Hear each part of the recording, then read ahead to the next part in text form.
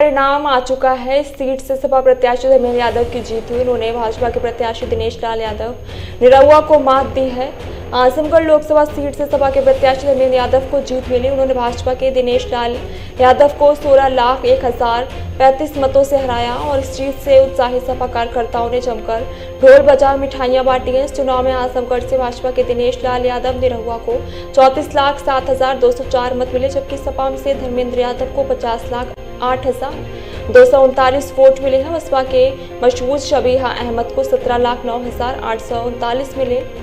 Azamgarh Lok Sabha seat के लिए भाजपा के दिनेश लाल यादव और सपा के धर्मेंद्र यादव चुनाव मैदान में रहे। मतगणना के दौरान दोनों प्रत्याशियों के बीच सुबह से ही कड़ी टक्कर देखने को मिल रही थी।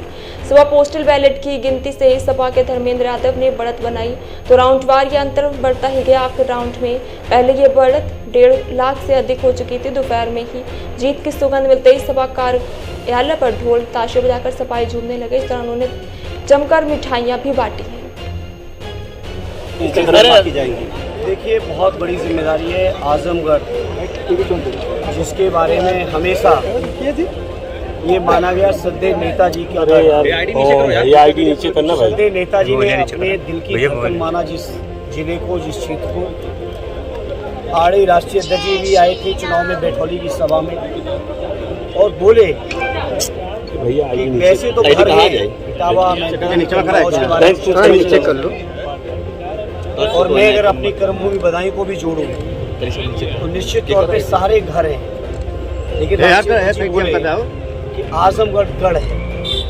तो मुझे आज संतुष्टि है, मुझे प्रसन्नता है, मुझे खुशी है और मैं अपना सौभाग्य मानता हूँ कि पार्टी का ये गढ़ के तौर पे वापस पार्टी लौटी है। इसलिए उपचुनाव के बाद तमाम तरीके के सवाल पत्रकार मित्रों आपने भी किए थे और भी सवाल विपक्ष के लोग कर रहे थे।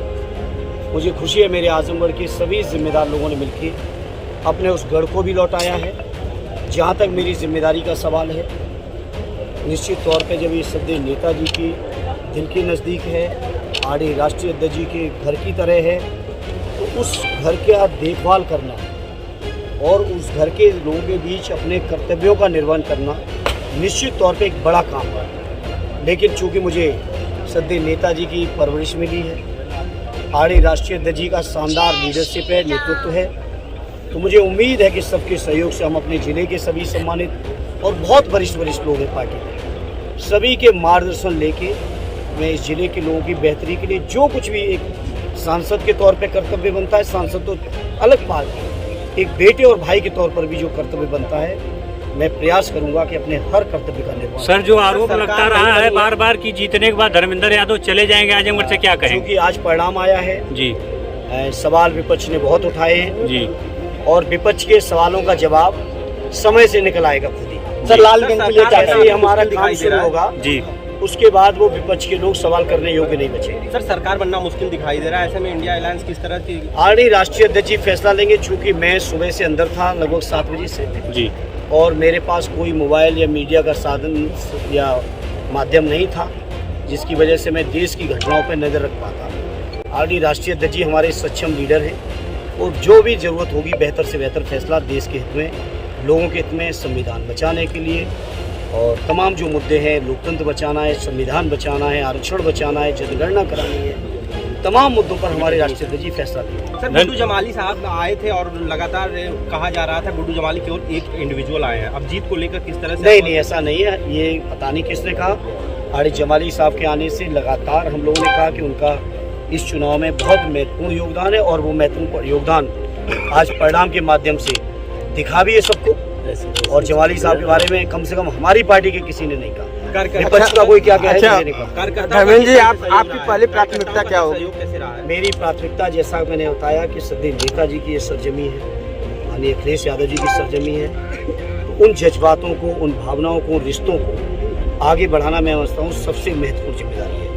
और जैसा आदरणीय राष्ट्रीय अध्यक्ष जी बैठौली की सभा में आप सबके बीच कह के गए कि दिल्ली में जब समाजवादियों की भागीदारी होगी तो उस भागीदारी का आजमगढ़ के लोगों को अतिरिक्त लाभ मिलेगा ही मिलेगा। आजमगढ़ प्राथमिकता पे होगी ही होगी। तो चलिए आज निकलते हैं, देखते हैं क्या बनती है देश की तस्वीर। सर, लालगंज के लिए भी क्या कहेंगे? लालगंज के आदरणीय दरोगा जी को मैं बहुत बहुत बधाई देता हूँ।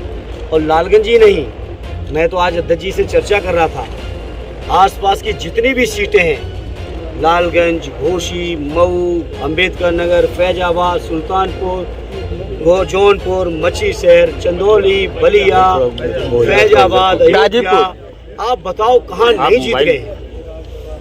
तो लगातार जो पूरे प्रदेश के लोगों ने पश्चिम से लेकर पूरब तक, अभी चूंकि मैं था नहीं, जहाँ तक मुझे खबरें हैं वो ये सारी सीटें हम लोग जीत चुके हैं। गाजीपुर भी जीत गए, गाजीपुर भी आप जीते हैं, बलिया भी जीते हैं, चंदौली भी जीते हैं, सोनभद्र भी जीते हैं, सारी सीटें जो जीते हैं। एक तरफा जो जीत मिली है सर, पूर्वांचल को क्या कहेंगे?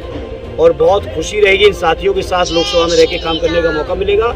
और इनके क्षेत्र के लोगों का आभार, तो उन्होंने आदरणीय राष्ट्रीय अध्यक्ष जी के पीडीए के मुद्दे को, संविधान बचाने के मुद्दे को, लोकतंत्र बचाने के इस मुद्दे को व्यापक समर्थन।